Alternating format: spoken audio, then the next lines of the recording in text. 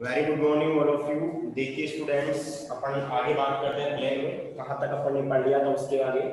देखिए मैं यहाँ पे प्लेन की इक्वेशन लिख रहा हूँ, ए एक्स प्लस का बी वाई प्लस का सी जेड प्लस का डी इक्वल टू 0। यहाँ पे मैं कंडीशंस लिख रहा हूँ, क्या क्या लिख रहा हूँ वो देखिएगा, बात में समझेंगे इसको।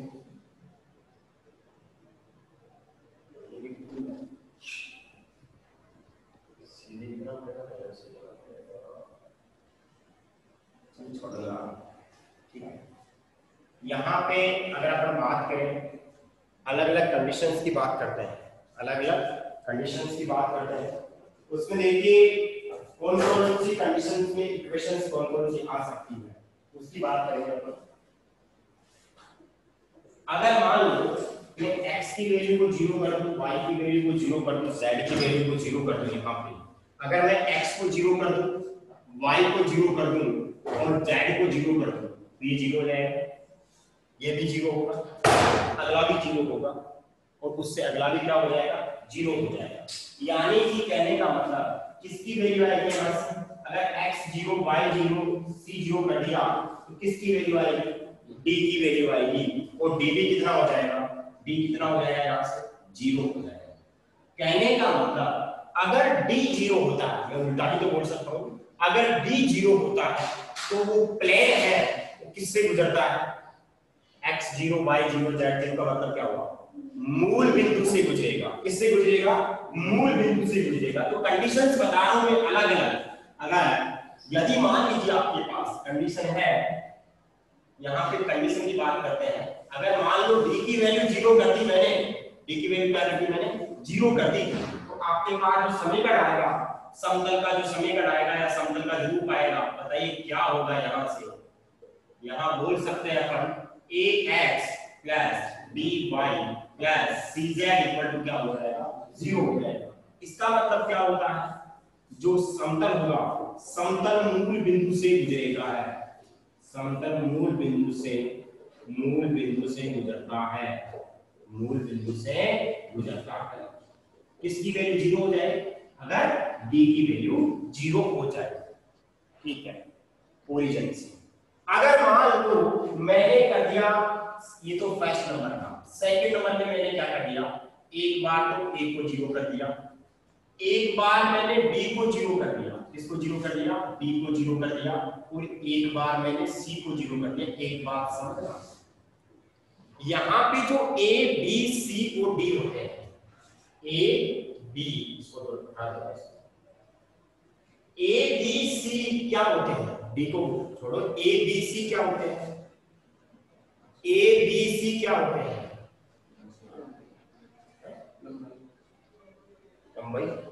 लंबाई कैसी होती है, क्या होते हैं एबीसी, कोई बताएगा एबीसी क्या होता है, द्विकनुपात, अरे क्या होते हैं, द्विकनुपात होते हैं, द्विकनुपात होते हैं,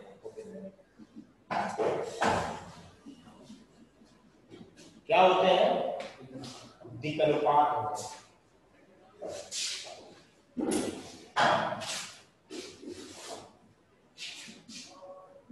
एबीसी क्या होते हैं, द्विकनुपात होते हैं। देखिए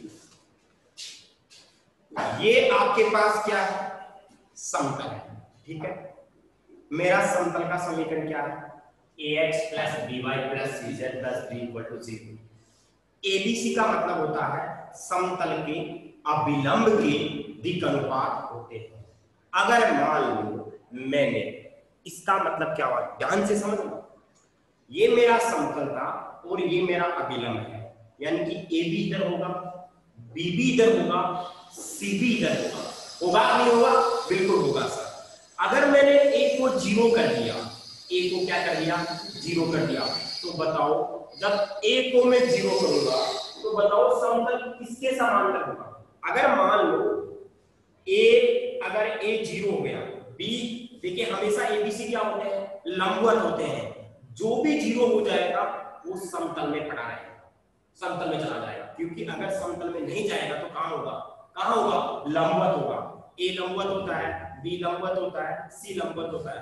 अगर ए की वैल्यू 0 कर दी तो कौन है लंबवत, बी और सी। ए कहां चला गया, समतल में, तो क्या बोलेंगे, अगर ए की वैल्यू 0 है तो क्या हो जाएगा, यहाँ से by plus cz plus d equal to 0 समतल का समीकरण है।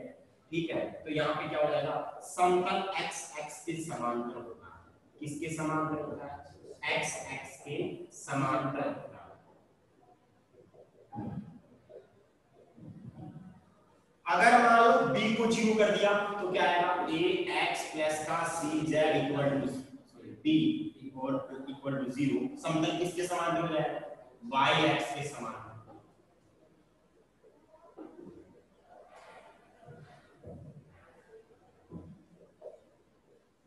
अगर c 0 कर दिया तो ax प्लस का by plus d equal to 0। समतल किसके समांतर?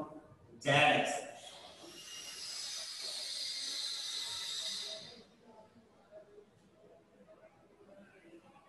कहने का मतलब क्या हुआ, समांतर हो या उस, देखो समांतर का मतलब क्या हुआ, आपको पता है यहाँ पे ये अभिलंब था, ए बी था, बी बी था, सी बी था। अरे जब बी आ रहा है, सी आ रहा है, जब ए नहीं आ रहा तो पक्का क्या होगा, क्या होगा, ए उसके समांतर। ठीक है, जो भी कंपोनेंट 0 हो जाता है वो क्या बन जाता है, समांतर बन जाता है। अब नंबर तीसरा, अगर मान लीजिए मैंने ए को भी 0 कर दिया, तीसरे में 3 है, ए को भी 0 कर दिया, बी को भी 0 कर दिया। नंबर 2 है, ए को 0 कर दिया, सॉरी बी को 0 कर दिया, डी को भी 0 कर दिया। नंबर 3 है, सी को 0 कर दिया, डी को भी 0 कर दिया। अगर ऐसा कर दिया तो बताओ क्या क्या आएगा वहां से, वहां से बी वाई प्लस का सी जेड बराबर 0 होगा। यहाँ क्या होगा, यहाँ पे ax प्लस का cz बराबर 0 होगा। यहाँ पे क्या होगा, ax प्लस by बराबर 0 होगा। अब आप मेरे को ऐसे बताओ, जब भी d बराबर 0 होता है तो किससे गुजरता है, मूल बिंदु से। आप थोड़ा सा दिमाग लगाना, ये मैंने x x और y x बनाए, इसके अंदर बनाए, आपको ये पता है कि ये मेरा विलंब है। अगर ABC 0, तीनों 0 नहीं होते तब तो ABC लंबवत होते हैं। अगर एक भी 0 होता तो क्या होता है, समांतर होता है। यानी कि अगर A 0 होगा तो x x के समांतर तो होगा ही होगा, लेकिन इसमें कौन आ गया, B भी 0 आ गया। अब आप मेरे को ऐसे बताओ, अगर कोई रेखा ये है, x x आपका ये है, अगर इसके ऊपर में वो रेखा रख दूं, क्या वो इसके समांतर होगी? अरे ये मान लो ये और मैंने इसके ऊपर और रख दिया, तो दोनों के बीच में कोण कितना डिग्री आएगा, 0 डिग्री आएगा, नहीं आएगा, 0 आएगा या फिर कितना आएगा, 180 आएगा। अरे इधर भी तो 180 हो जाएगा ना, या तो 0 आएगा या फिर कितना आएगा, 180 डिग्री। कहने का मतलब क्या हुआ, जब ए भी 0 हो, डी भी 0 हो, तो समांतर तो होगा ही होगा, लेकिन वो किससे गुजरेगा, एक्स एक्स से। अरे मूल बिंदु से गुजरेगा।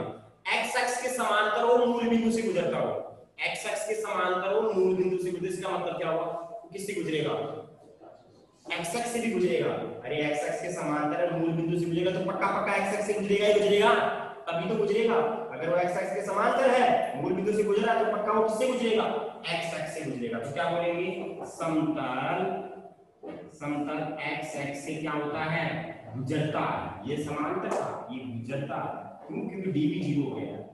तो यहाँ पे क्या आ जाएगा, समतल किससे गुजरेगा, वाई एक्स से। अरे गुजरेगा नहीं गुजरेगा, यहाँ पे क्या आ जाएगा, समतल किससे गुजरेगा, जेड एक्स से गुजरेगा। नंबर चौथी चीज क्या है वो देखिए,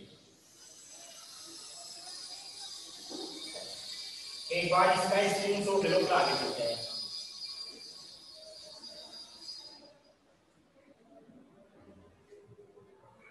स्क्रीनशॉट ले लो इसका।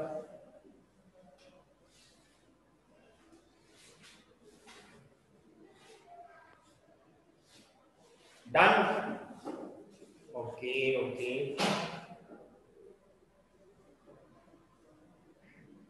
बुक में लिखा इसको। हाँ जी, नंबर चौथी चीज वो क्या है, अगर अपन बात करें, अगर मान लो B 0 हो जाए, C भी 0 हो जाए,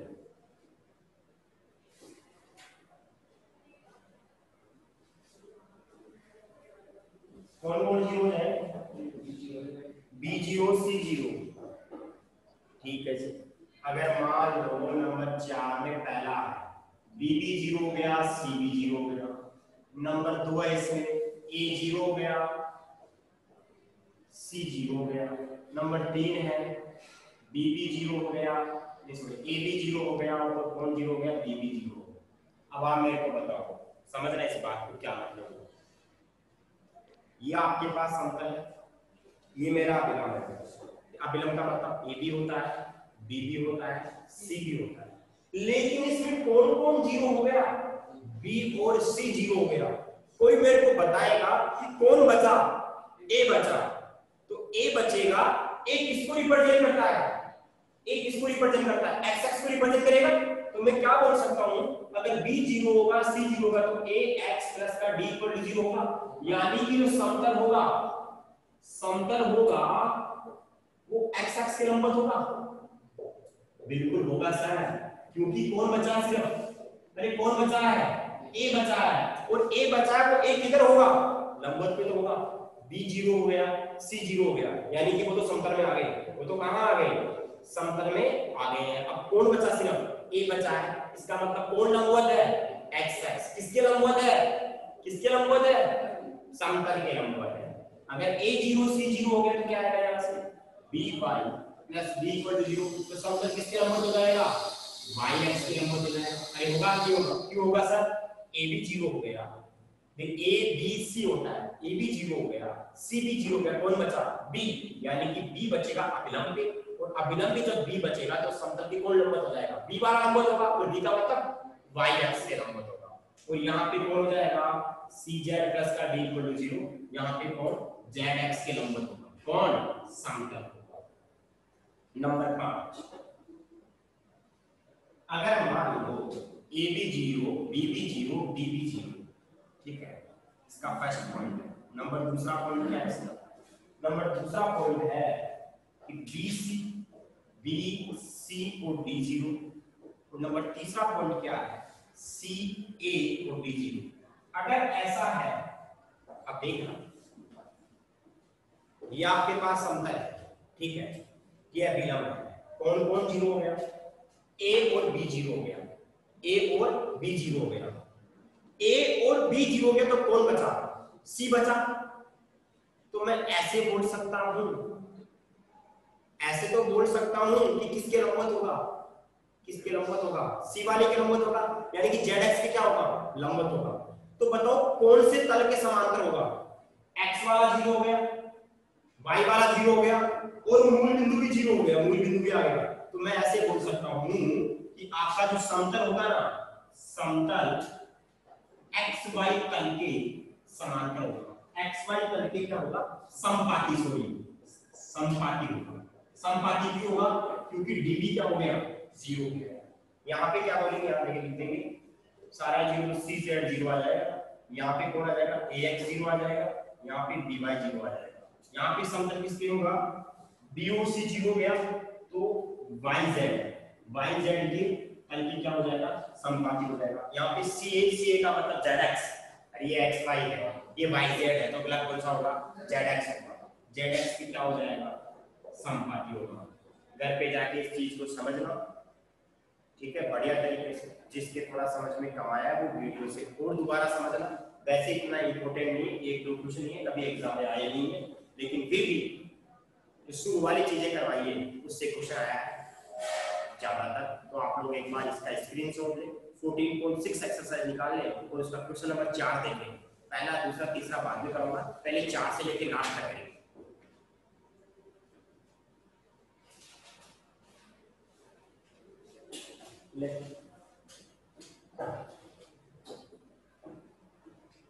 हाँ जी, क्वेश्चन नंबर जो 4 है आपका, वो क्या बोल रहा है उस पर फोकस करते हैं अपन।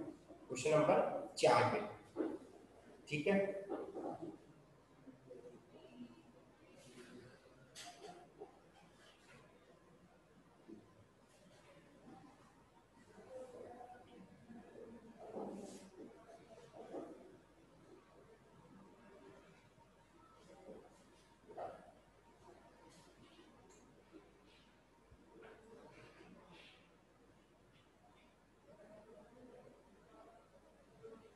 हाँ जी, आपको क्या पूछा है?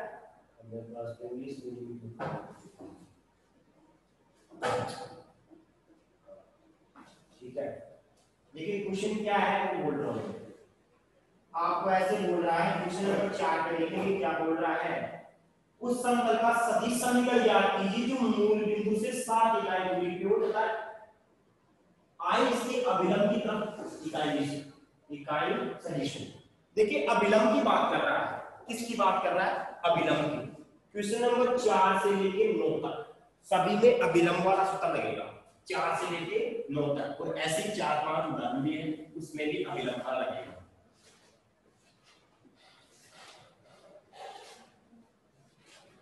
देखिए मूल बिंदु से लंबवत दूरी दे रखी है आपको p का मान, क्वेश्चन नंबर आपका 4, वो दे रखी है समतल की मूल बिंदु से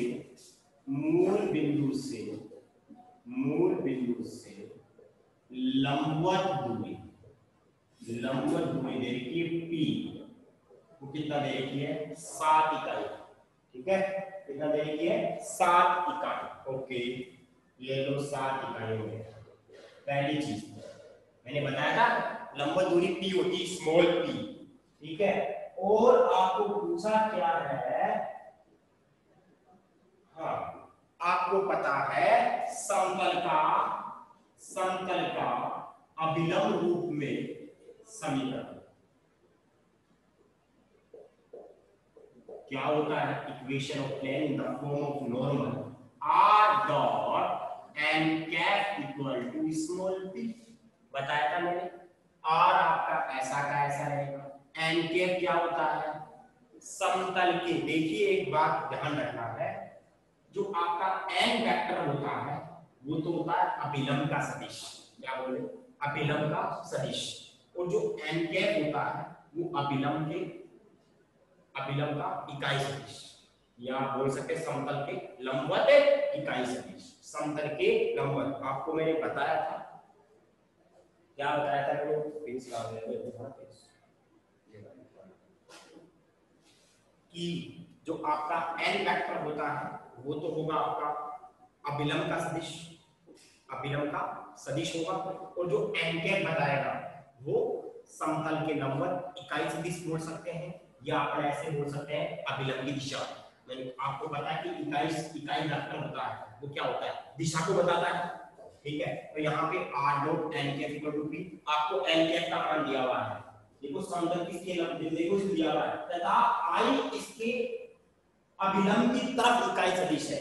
अभिलंब की तरफ इकाई सदिश है मतलब किसका मान है? यहाँ पे n कैप का मान कितना है? n कैप का मान है यहाँ पे i कैप। यहाँ पे क्या हो जाएगा? r dot i cap equal to p का मान होगा 7, और यही इसका क्या होगा? आंसर होगा। इसमें और कुछ नहीं पूछा है, वेक्टर फॉर्म पूछी होगी। कौन सी फॉर्म पूछी है? सदिश रूप पूछा है, वेक्टर फॉर्म पूछी है। अब देखिए नंबर 5, नंबर 5 पे फोकस करते हैं। उस समतल का सदिश समीकरण ज्ञात कीजिए जो मूल बिंदु से 7 इकाई दूरी पर था, इसके अभिलंब हो। ओके, आपको क्या दे रखा है? समतल की मूल बिंदु से दूरी क्या दे रखी है? स्मॉल p दे रखी है 7 इकाई। आपको एक बात और बोल रहा है, वो देखो वो ऐसे बोल रहा है कि सदिश इसके अभिलंब है, यानी कि एक ऐसा सदिश है जो समतल के क्या है? अभिलंब है। और जो आपको पता है समतल के अभिलंब होता है वो कौन सा सदिश होता है? n वेक्टर होता है। क्या होता है? n वेक्टर होता है, यानी कि समतल का अभिलंब सदिश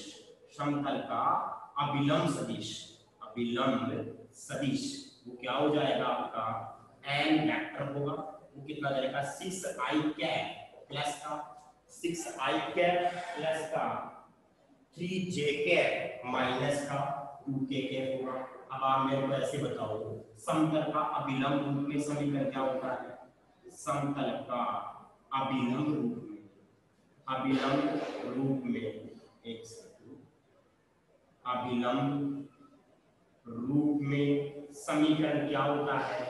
सबको पता है, r इक्वल टू पी। अब आपको पी तो पता है, लेकिन क्या पता नहीं है, एन कैप पता नहीं है। क्या एन कैप निकाल सकते हैं? बिल्कुल निकाल सकते हैं इकाई सदिश। कैसे निकालेंगे? यहाँ से, यहाँ देखो, अगर आर डॉट एन कैप निकालना बहुत आसान है। एन का वेक्टर और एन का मापांक लिख सकते हैं। अरे बोलो, लिख सकते हैं, और बराबर में पी आया। अब बताओ आर डॉट एन वेक्टर कितना है? ये रहा 6i कैप प्लस का 3j कैप माइनस का 2k कैप और नीचे 6 का स्क्वायर 36 प्लस 9 आएगा। क्या आएगा? 9 प्लस का 4। बिल्कुल कर सकते हो आप लोग ये चीज। और ये 7 आ रहा है, इसको सोल्व करेंगे तो बताओ कितनी वैल्यू आएगी? यहाँ देखिए 6 अपॉन ये कितना आएगा? 49 आएगा। रूट में कितना आएगा? 49 आएगा। 49 का रूट कितना होता है? 7। तो मैं क्या लिख सकता हूँ? 6i कैप 6 ऐसे लिखूंगा मैं 6 upon 7 i cap 3 upon 7 j cap और क्या लिखूंगा? माइनस का 2 upon 7 k cap equal to क्या हो गया? 7। तो क्या हो गया आपका? r dot this equal to this. ये कौन सा रूप हो गया है? कौन सा रूप हो गया है? अभिलंब रूप हो गया है। एक बार इसका स्क्रीनशॉट ले, फिर अपन आगे चलते हैं। आपको सदिश समीकरण पूछा है, आपको वो सदिश नहीं पूछा है, कार्तीय रूप नहीं पूछा है। कार्तीय रूप आपको नहीं पूछा है।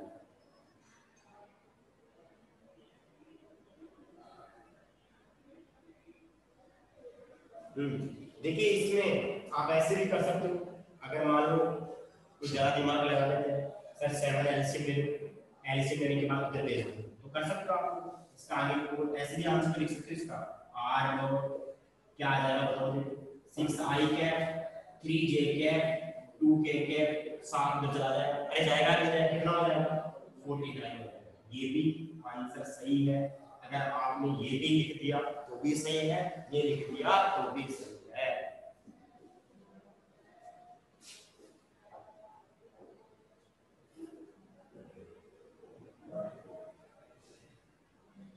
आगे चलते हैं।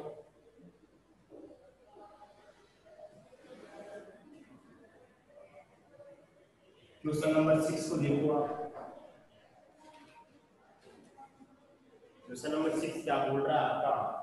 वैसे बोल रहा है समतल के समीकरण को अभिलंब रूप में परिवर्तित कीजिए। इसके मूल बिंदु से लंब दूरी समतल के अभिलंब की दिक् जाएगी। देखिए स्टूडेंट्स, यहाँ पे अथवा में क्वेश्चन दिया हुआ ऊपर और नीचे, ऐसा क्वेश्चन एग्जाम में आया हुआ है। इसके कोई से भी दो रूप हो सकते हैं। देखिए स्टूडेंट्स, मैं दोनों तरीके को अच्छे तरीके से समझा देता हूँ। आपको दे रखा है वेक्टर फॉर्म में, समतल का समीकरण दे रखा है। समतल का समीकरण गिवन है, वो क्या गिवन है? r dot 6i 3i 3i 4j 12j 3i minus का 4j प्लस का 12k के इक्वल टू 5 होगा। 5 है?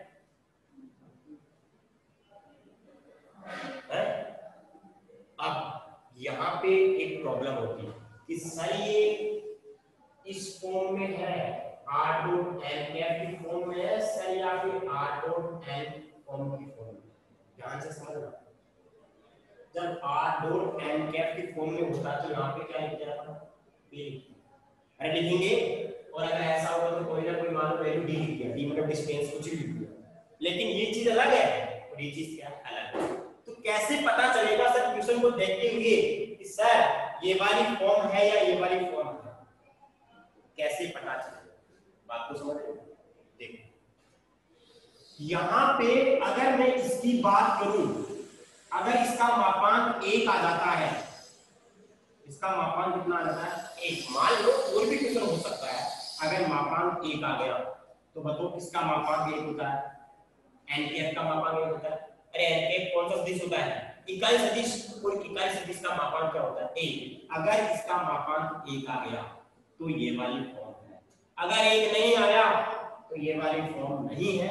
इस फॉर्म में चेंज करना है। क्वेश्चन में बोल ही ऐसे रहा है, कौन सी फॉर्म में चेंज करना है? कौन सी फॉर्म में चेंज करना है? अभिलंब रूप में बदलिए। कौन से रूप में बदलिए? अभिलंब रूप में। और सर अभिलंब रूप यही होता है। तो करने का तरीका क्या होगा, अब अगले जो भी क्वेश्चन होंगे वो इसी तरीके के क्वेश्चन आएंगे। देखिए कैसे चेंज करेंगे इसको देखिएगा। सबसे पहले आपको पता चल गया, थोड़ा सा तो आइडिया हो गया कि ये पक्का एन कैप का नहीं हो सकता। इसका मापांक देखो 7 आएगा, 7 नहीं 13 आएगा। कितना का 13, यानी कि मैं यहाँ पे मान सकता हूँ कि मेरा एन वेक्टर है। कौन सा वेक्टर? जब एन कैप नहीं होगा तो कौन होगा? N vector. बस अगर एन कैप सर रियल नहीं है तो कौन होगा? कौन होगा? N vector. और कोई लाडू और कुछ नहीं होगा, लड्डू कुछ और कुछ नहीं होगा कि सर ए बी सी कुछ नहीं दिया आपने। तो एन कितना हो जाएगा? 3i कैप माइनस का 4j कैप प्लस का 12 कैप। इसका मैं मापांक निकालूंगा तो कितना आएगा बताओ। देखिए 3 का स्क्वायर प्लस माइनस 4 का स्क्वायर प्लस 12 का स्क्वायर होगा कि नहीं होगा? बिल्कुल होगा। तो कितना हो जाएगा यहाँ से 9 प्लस का 16 प्लस का 144, तो यहाँ से कितना आ जाएगा? 13 आ जाएगा। कितना आएगा? 13। यानी कि सर जो आपने मापांक निकाला वो 1 के इक्वल नहीं आया। किसके इक्वल नहीं आया? 1 के इक्वल। तो ध्यान से समझना है, जब ये 1 के इक्वल नहीं है और आपका मापांक कितना 13, तो दोनों पक्षों में किसका भाग लगाएंगे? 13 का। क्यों लगाएंगे उसका देखना लॉजिक क्या है। सर 13 का क्यों भाग लगा रहे हैं और सर हम इसको 14.1 और 14.2 से कैसे कनेक्ट करेंगे वो चीज बताऊंगा। बहुत इंपॉर्टेंट चीज है वो बताऊंगा। क्या है देखिए, मैं दोनों पक्षों में 13 का भाग लगा रहा हूं। कितने का भाग लगा रहा हूं? 13 का भाग लगा रहा हूं। हाँ जी 13 का क्यों भाग लगा रहा हूं? क्योंकि मापांक कितना आया? 13 ही आया। अब पता चल जाएगा आपको थोड़ी देर में कि 13 का भाग क्यों लगा रहा हूं। r dot 3i cap minus 4j cap plus का 12 कैप अपॉन 13 बराबर 5/13 आएगा क्या? बिल्कुल आएगा सर। अब देखो यहाँ r dot 3/13 i cap 4/13 j cap और कितना हो जाएगा? 12/13 कितना हो जाएगा? k कैप बराबर 5/13। अब समझना कि मैंने 13 का क्यों भाग लगाया है और आपको आगे भी क्या पूछा है क्वेश्चन में? दिक्कोजय पूछी। क्या पूछी है? दिक्कोजय। इधर देखो आप, मैं अलग से साइड में लिख रहा हूं उसको समझना। अगर मेरा ऐसा होता तो मुझे कोई प्रॉब्लम नहीं होती। क्यों नहीं होती? क्योंकि सर ये कौन से रूप में है? अभिलंब रूप में है। लेकिन सर इस रूप में नहीं था। कौन से रूप में था सर? एन वेक्टर के फॉर्म में। ये डी नहीं आएगा, क्या आएगा? डी आएगा। कोई अनदर वैल्यू हो सकती है डी की वैल्यू। सर अगर मेरे पास ये है तो मैं इसको इसमें कैसे ट्रांसलेट करूं वो समझना बात। अगर मैं इसको ऐसे लिखूं r डॉट n वेक्टर है, अगर मैं दोनों तरफ इसका भाग लगा दूं n वेक्टर मैग्नीट्यूड का भाग लगा, इधर भी d अपॉन n मैग्नीट्यूड का भाग लगा दिया। यहाँ पे आपका जो n मैग्नीट्यूड आया था वो कितना आया था? ये तो क्या सो कितना आया? अरे कितना आया था? 13 आया था। अब आप मेरे को ऐसे बताओ, जब n वेक्टर को n के मैग्नीट्यूड से भाग लगाएंगे तो वो क्या बन जाता है? क्या बन जाता है? क्या बन जाता है? n कैप बन जाता है। और सर ये क्या चीज बन जाएगी? जब n कैप दिख गया तो क्या आएगा उसके साथ? p आ जाएगा। एक बात तो आपके समझ में आ गई होगी कि सर मापांक का क्यों लगाया भाग? इसलिए लगाया क्योंकि n का वेक्टर और n का मापांक क्या बन जाता है? n cap. और जब n कैप बन गया तो यहाँ क्या बनेगा? p बनेगा। सर दिक्कोजय कैसे निकालें? दिक्कोजय कैसे निकालें वो देखना। आपको मैंने जब दिक्कोजयों का कॉन्सेप्ट बताया था, किसका कॉन्सेप्ट बताया था? दिक्कोजयों का, तो याद करो जब मैंने दिक्कोजयों का आपको तरीका बताया था उसमें क्या बोला था? देखिए विकल्पांक होते हैं ए बी सी। बात को समझ रहे? अगर मैं इसको सदिश रूप में बदलूं तो a plus B plus a plus lambda B, और जो b वाला होता है वो किसको रिप्रेजेंट करता है? दिक् अनुपात को रिप्रेजेंट करता है। जब दिक्कनुपात आ जाते हैं, जैसे मान लो आपके एबीसी दिक्कनुपात है, दिक्कुजय कैसे निकालते हैं? जैसे मान लो आपके पास दिक्कनुपात आ गई, मान लो कितना आ गया, 3i कैफ आ गया, मान लो 4j कैफ आ गया, मान लो है, और मान लो ये 12i कैफ आ गया। ये जो बी वाला सदिश ये आ गया, बात को समझो, बी वाला सदिश है वो ये आ गया। अब इसका दिक्कनुपात क्या क्या हो गया, 3 हो गया, 4 हो गया, क्या हो गया, 12 हो गया। अब क्या निकालेंगे, दिक्कुजय। दिक्कुजय किससे लिखते हैं, a बराबर याद है कुछ, a अपॉन रूट में a square plus b square plus c square, अरे लिखते हो, लिखते हैं ऐसे m बराबर क्या लिखते हैं, b अपॉन रूट में a square plus b square plus c square लिखेंगे। अब अलग अलग लिख रहे हो, मैं अलग अलग नहीं लिख रहा, मैं सबको डायरेक्ट लिख रहा हूं। कैसे देखना, अगर मैं इसमें 3i cap plus 4j cap plus 12k cap, अगर मैं इसका मापांक का मान लगा 3 का स्क्वायर, 4 का स्क्वायर, 12 का स्क्वायर, क्या ये a स्क्वायर हो गया, क्या ये b स्क्वायर हो गया, क्या c स्क्वायर हो गया, और ये क्या है, कोई वेक्टर है। यानी कि मैं बोलूं अगर कोई वेक्टर है और उसके मैग्नीट्यूड का भाग लगाते हैं तो क्या बताता है, वेक्टर अपॉन उसका मैग्नीट्यूड क्या बताता है, एक बार यस और नो में कमेंट करो, क्या बताएगा वो, कमेंट में लिख के बताओ कि क्या बताएगा। अगर कोई वेक्टर है और उसका मैग्नीट्यूड है तो किसको रिप्रेजेंट करता है, इकाई वेक्टर को रिप्रेजेंट करता है। अरे किसको रिप्रेजेंट करता है, इकाई वेक्टर को। यहां से बताओ कितना आएगा, 3, अलग से डिवाइड करोगे, अरे करोगे नहीं करोगे, करेंगे सर, बिल्कुल करेंगे सर, और 4 अलग से डिवाइड करेंगे, और यहाँ पे आगे भी ऐसे आएगा नहीं आएगा। तो ये क्या है, एन, ये क्या है एम, और ये क्या है एन। कहने का मतलब बिल्कुल सही बात है, इकाई वेक्टर होगा। कहने का मतलब ये हुआ किसी भी वेक्टर को, क्या बोला मैंने, किसी भी वेक्टर को अगर उसके मापांक से डिवाइड करते हैं तो वो किसको रिप्रेजेंट करेगा, फिर एलिमेंट को रिप्रेजेंट करेगा। और जो वेक्टर किसको रिप्रेजेंट करेगा, दिक्कनुपात को। किसको रिप्रेजेंट करेगा, दिक्कनुपात को। यानी कि कोई वेक्टर अगर दिक्कनुपात को रिप्रेजेंट करता है, किसको रिप्रेजेंट करता है, दिक्कनुपात को रिप्रेजेंट करता है, तो उसका इकाई सदिश किसको रिप्रेजेंट करेगा, किसको रिप्रेजेंट करेगा, दिक्भुजाओं को रिप्रेजेंट करेगा। कोई वेक्टर दिक्कनुपात को रिप्रेजेंट करता है तो उसका इकाई सदिश किसको रिप्रेजेंट करेगा, एलिमेंट को, मतलब दिक्भुजाओं को। अब यहाँ पे सर एलिमेंट थोड़ी है, यहाँ समझिए, यहाँ पे वेक्टर है वो कौन है, एन वेक्टर है, कौन है, एन वेक्टर, और आपने किसका मान लगाया है, एन मैग्नीट्यूड का मान लगाया है। यानी कि जो एन वेक्टर है वो किसको रिप्रेजेंट करेगा, दिक्कनुपात को रिप्रेजेंट करेगा। और जो आप निकालोगे ये वाली चीज, आपने जो ये सोल्व किया, एन वेक्टर पर एन का मापांक, एन वेक्टर पर एन का मापांक, ये किसको रिप्रेजेंट करेगा, किसको रिप्रेजेंट करेगा, अरे किसको करेगा, एलिमेंट को रिप्रेजेंट करेगा, मतलब दिक्भुजाओं को रिप्रेजेंट करेगा। कहने का मतलब क्या हुआ, आप बढ़िया तरीके से समझेंगे कि यहाँ पे प्लेन और समतल में आप अपनी कॉपी में अलग तरीके से बढ़िया तरीके से ऊपर ऊपर लिख लेना, वो क्या बोल रहा हूँ मैं। अगर मैं रेखा की बात करूँ और किसकी बात करूँ, मैं समतल की बात करूँ, अगर इसमें आपके दिक्कनुपात, दिक्कनुपात किसको रिप्रेजेंट करते हैं बताइए मेरे को, दिक्कनुपात रिप्रेजेंट करते हैं बी वेक्टर, बोलूं किसको बोलूं, बी वेक्टर। अरे पता ना अगर a प्लस लैम्डा बी, यहाँ पे जो बी वेक्टर का काम होता है, यहाँ पे किसका काम होता है, एन वेक्टर का काम होता है।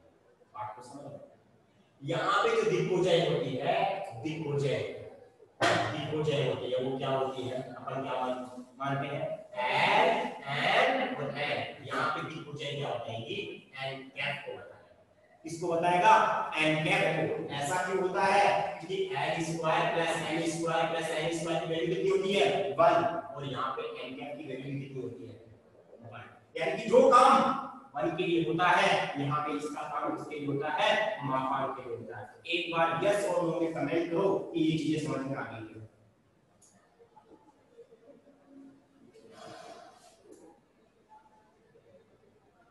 एक ही बच्चे के समझ में आई है, एक ही बच्चे ने कमेंट किया और कहा गए सारे ओके। बस आप आपने ये चीजें लिख ली और ये चीजें समझ ली तो आपका समतल आधा खत्म हो गया। समतल आधा खत्म हो गया। 14.7 तो वैसे ही खत्म हो गई है, उसमें तो कुछ है ही नहीं। यानी कि जो बी काम करेगा वो कौन करेगा? एन कैप का काम करेगा। और जो 11 काम करेगी वो कौन काम करेगा? एन कैप करेगा। अरे मेरे को ऐसे बताओ ये क्या चीज है? ये क्या चीज है? एन कैप तो थी। ये जब एन है तो ये क्या है? N cap. ये जब एन है और इसको एन के मैग्नीट्यूड से डिवाइड करके एन कैप आ गया। जब ये एन कैप है तो ये क्या है? एन एन और एन। और जो एलिमेंट होती है वो क्या होती है? दिग्भुजय होती है। इसका आंसर बता सकते हो आप? दिग्भुजय क्या होगी बताओ? देखो दिग्भुजय होगी वो क्या हो जाएगी? दिग्भुजय होगी 3/13 माइनस का 4/13 और 12/13। बताओ जब r बराबर n कैप आ जाता है तो यहाँ पे क्या आता है? p आता है। जब n के बाद तो यहाँ पे क्या होता है? p। और p क्या होती है? समतल की मूल बिंदु से लंबवत दूरी। ये भी पूछा था। मूल बिंदु से समतल की लंबवत दूरी। यह दूरी उसका p बराबर हो गया 5/13। बढ़िया तरीके से आपके समझ में आ गया है। एक आंसर तो ये है, दो आंसर ये है। एक बार इसका स्क्रीनशॉट ले लो फिर अपन आगे चलते हैं।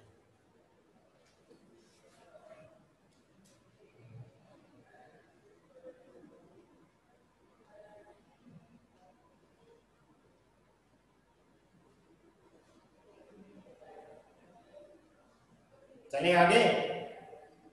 हाँ, अब अपन आगे नहीं चलेंगे, अपन बस अब कुछ न कुछ समझेंगे फिर कल करेंगे। कल एक बार अपनी बुक को ओपन करेंगे।